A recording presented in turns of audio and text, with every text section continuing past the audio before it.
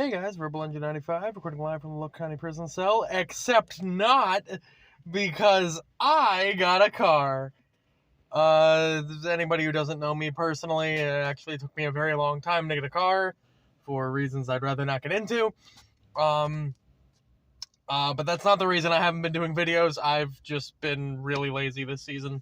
It's, really dark out early and all that stuff that leads to me not wanting to, do anything, so yeah. But I figured I'm out, I might as well do it before I get home and forget about it. So this one is something that it's been a little bit of contention for me, debating whether to do it, but I've been kind of mentally preparing for it. So it is going to be Kevin Levin from the Ben 10 universe, and Gajeel Redfox from Fairy Tail. The idea is that they're two, rough and tumble sort of, and they metal manipulators and whatnot. To a degree. And they also have this, that you could also say they have this story of, there's like time travel elements to their stories and shit. So that's gonna be something we're gonna have to talk about here. The first thing I wanted to point out was that the obvious fight that I am amazed I never did, by the way. This seems like something I would have done in like 2015. But the obvious fight for Kevin would be the Absorbing Man from Marvel. They're both incredibly similar characters. But like for me, I mean, nobody outright said this, so maybe I will do this fight, or if this ends up being the death battle that Kevin gets, if that ends up being the death battle Kevin gets, then I'll do it then. But nobody outright said it, but I feel like Kevin is a direct, like Kevin is basically an Absorbing Man reference, right? To the point where it's like, that I try to avoid death battles like that, where it's like, you're just kind of picking an iconic character because the character that you want to have in the fight sort of reminds you of them. You know what I mean? Like, how do I put, like, I think I forget what video I said this on, but like, it would be like doing like a Godzilla versus Reptar fight, where it's like in-universe Godzilla and like in-universe Reptar. Well, Reptar is just a Godzilla reference. Like, Reptar is because they can't say Godzilla. He's supposed to be an indirect, like, version of Godzilla. So, why, you know what I mean? Like, why, you're just putting Godzilla versus Godzilla at that point.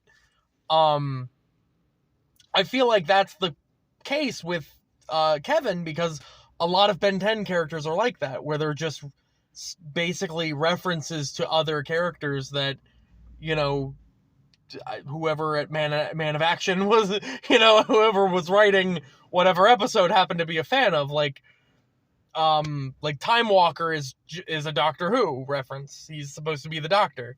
He's not literally the Doctor. They had to add differences, of course, but like the fact that he's British, the fact that he had, that he's kind of, nonchalant about everything, like that's the reason he did that. I've heard people say that like Vilgax is a dark side reference, is supposed to be like dark side. Obviously Way Big is Ultraman. I mean, that's not even really a reference. That's basically Ultraman. So all these characters are supposed to be, or like Heat Blast is the Human Torch, like there are a lot of Ben 10 characters like that. So while they never specifically said Kevin was an Absorbing Man reference, I feel like it would be a little whatever. But that being said, I think that is a good fight too, and I might end up doing it. That was a lot of time to explain the fight that I'm not talking about. So, Kevin Levin. Originally, which backstory we go to, there's a backstory where he's a breed of alien called an osmosian, which gives him the ability to absorb solid materials as well as energy.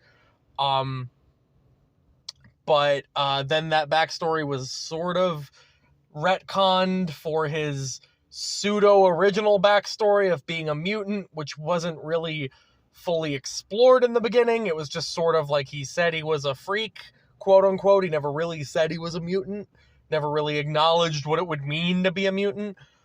But then, yeah, Omniverse did some shenanigans with that. I'm gonna go ahead and say, I mean, I'm not going to say he's an Osmosian specifically, but I am going to use all of the features that they've given him as an Osmosian, and I might use the term to describe, like, that it's just part of his power set. But yeah, so Kevin at one point absorbed all the power of the Omnitrix, which I guess transferred all the DNA from the aliens into himself. However, it has been stated that when Osmosians, or like there was another Osmosian named, I can't remember his fucking name. The guy who, it was like Kevin's villain, basically. When he tried to absorb all these different aliens, he explained that he had to do it a specific way because when Osmosians absorb DNA, they only get, or they absorb like the powers of a species, they only get like 1/10 of the power. So that was a feature of his. So if he absorbs like an inherent trait to a species, if he absorbs their DNA, I guess would be the best way to put it, he only gets a percentage of the, he only gets, I think it's 1/10 actually, of their abilities. But after that, he was put in the Null Void, which is like an interdimensional prison, later turned sort of like society. And he came out and teamed up with Ben and Kevin would be the only other character in Ben 10 you could put in a death battle other than like Ben, Gwen, Vilgax, and Kevin. I feel like those are the only characters that you can really put in because they're the only sort of important characters. Like there's no one really anyone else cares about, I feel like. So an Osmosian trait of Kevin's, like I said, is to absorb solid material. But he can also absorb energy. However, the downside to that is if he does absorb energy, it deteriorates his mind and he runs the risk of going insane. It's also sort of like addicting in a sense, where if he keeps absorbing energy, he keeps feeling the need to absorb more energy, which leads to, further deterioration, and he'll just become kind of like a mad dog. This energy can range from anything from like energy stored in a device like the Omnitrix. He's absorbed mana before. He's absorbed, he's absorbed electricity to a degree, where he can he can manipulate sort of like electronics by absorbing the energy and like kind of redirecting the energy in a different way. We've seen other Osmosians actually absorb energy and then like release it. That was a flashback with his father, which may or may not have ever actually happened. His father may not have actually existed in the sense that he remembers him. Yeah, so Kevin's got a lot of different abilities. He's also like very technologically inclined. He built his own car out of alien tech. He's very well versed in alien tech. He's also he's a rough and tumble street fighter. He's a big guy. He likes to fight a lot. When he absorbs solid materials, the only real big difference is when he absorbs solid materials is, unlike with his energy, it actually just coats the outside of his body. He doesn't become that material. It just sort of forms a layer on the outside. The other thing to keep in mind is that when he had a lab experiment trying to hack the Omnitrix, he was transformed permanently, or well, what they thought was permanently, into a multi-material sort of creature, and that gave him the ability to form weapons using the materials he was then made out of. But after that got healed, he still retained that ability, and that's been chalked up to him having a better understanding of his powers since he was in that form. So basically what he can do now is he can absorb a material and like shape it into whatever he wants. So he can create blades, hammers, clubs, etc., etc. However, he does need a lot of whatever material he's absorbing. Like, he can't take, like, he took a handful of change once and it only covered like his hand, basically, when he tried to absorb it.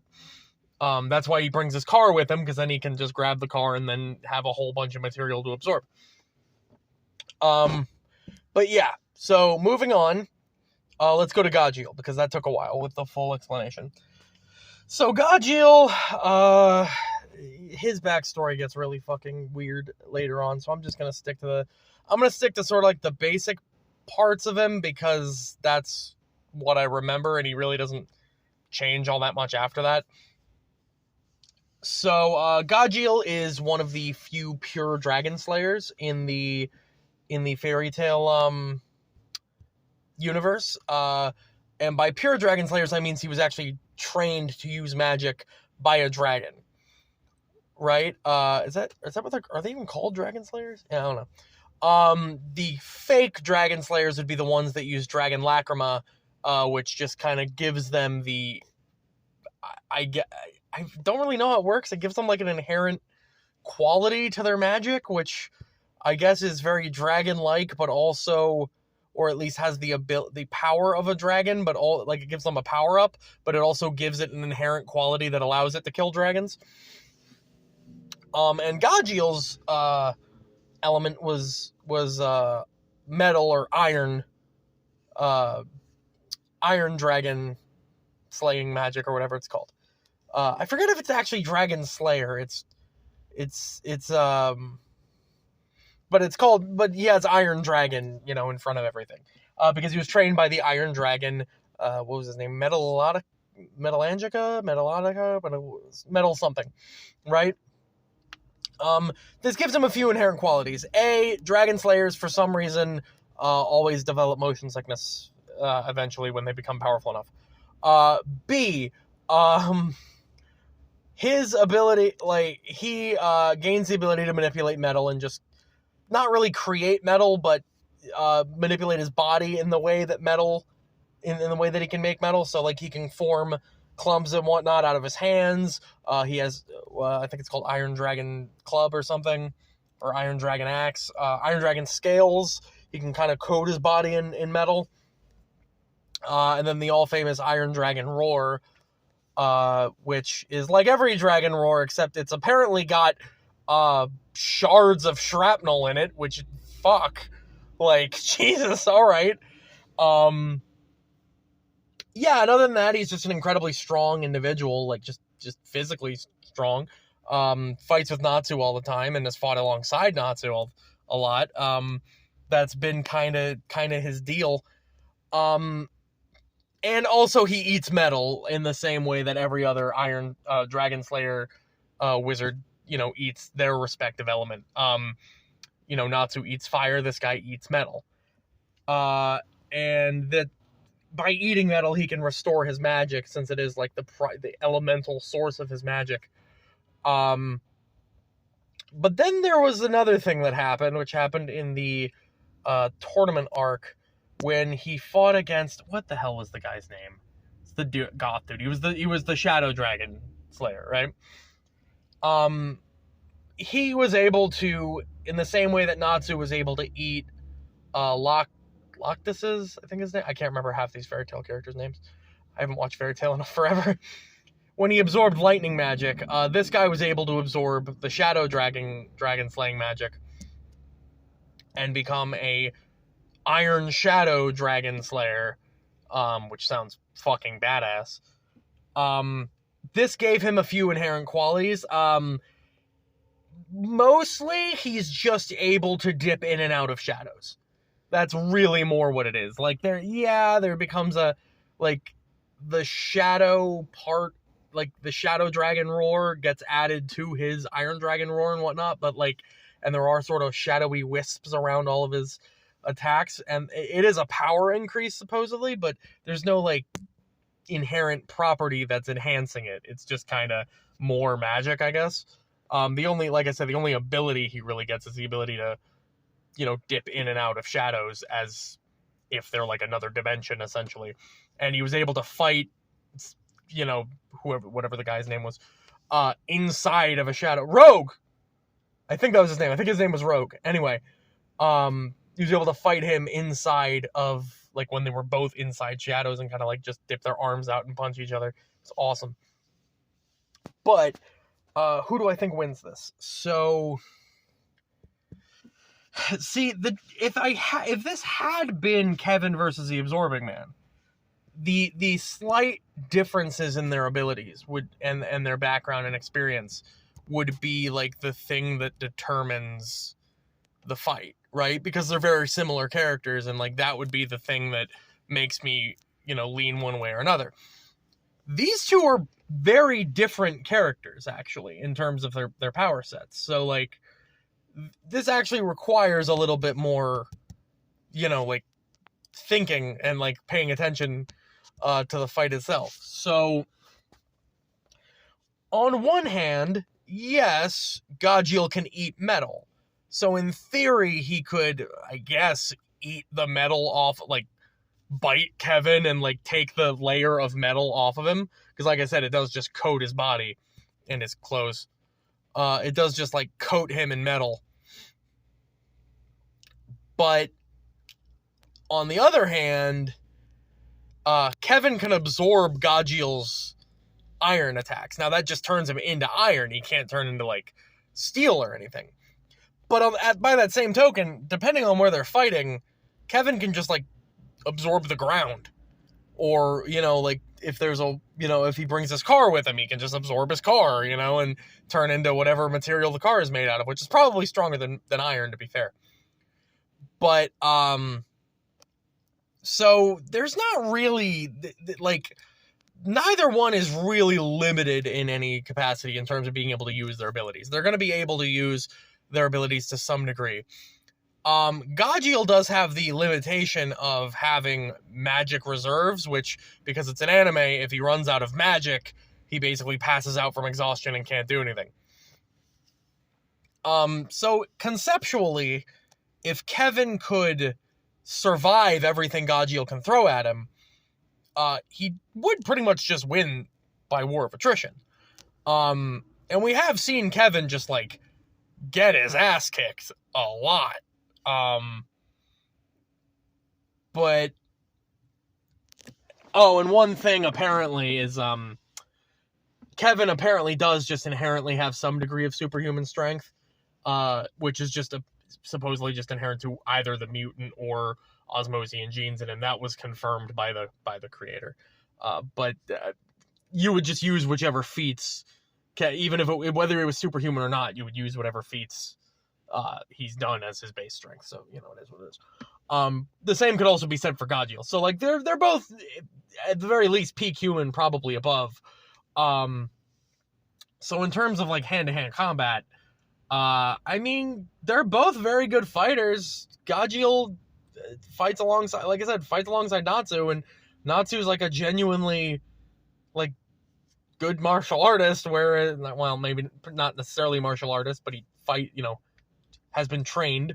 And Kevin not only spent all those years in the Null Void in prison, but also, was trained as a plumber, so he has some combat training in that regard.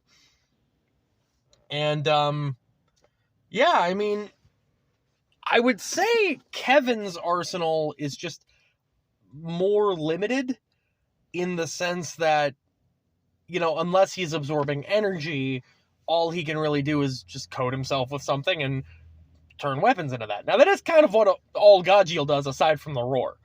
He does just kind of turn himself into metal and hit you with it. But Gajeel just has more ways of going about that. And then we consider the Shadow Dragon magic, which is, just another thing which he's probably just going to be able to disappear into whatever shadow he's in. But by that same token, all Kevin has to do then is leave somewhere where there's a shadow and he has to come out. And he has fought similar people like that. Like, he has dealt with characters that can do shit like that. I don't know if he fought Ghost Freak directly, but there was something along those lines where he did that.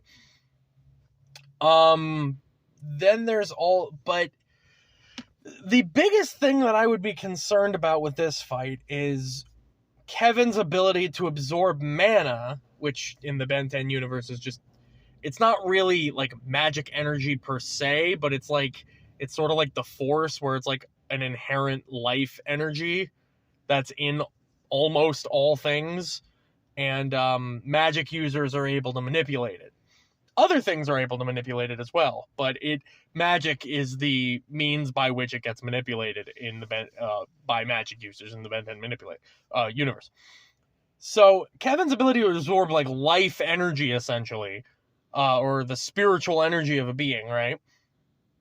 The question is, could he absorb Gajeel's magic, obtain the properties of his magic, right? And would he... Yes, it would drive him insane, but like I said, the only way I see Kevin winning this is through war of attrition. Is through, like, you know, Gajeel becoming exhausted and not being able to use magic. So, I mean, there's a bunch of other bullshit power-ups he's done. Has he ever done, like, Dragon Force or some shit? I can't remember. If that's the case, I think this might be just one-sided.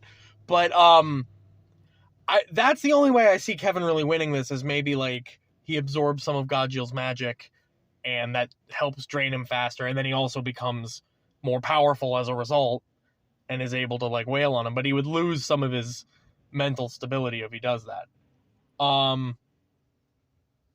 Shit. I really kind of have to go with Gajeel for the... I mean, don't get me wrong, like, Ben 10 as a series goes into some crazy shit, and like Ben being able to like you know, with like Alien X and like all these other like, you know, Way Big and some of these other characters that they do, they like, their scaling is fucking tremendous, right? Like, it is like multiversal.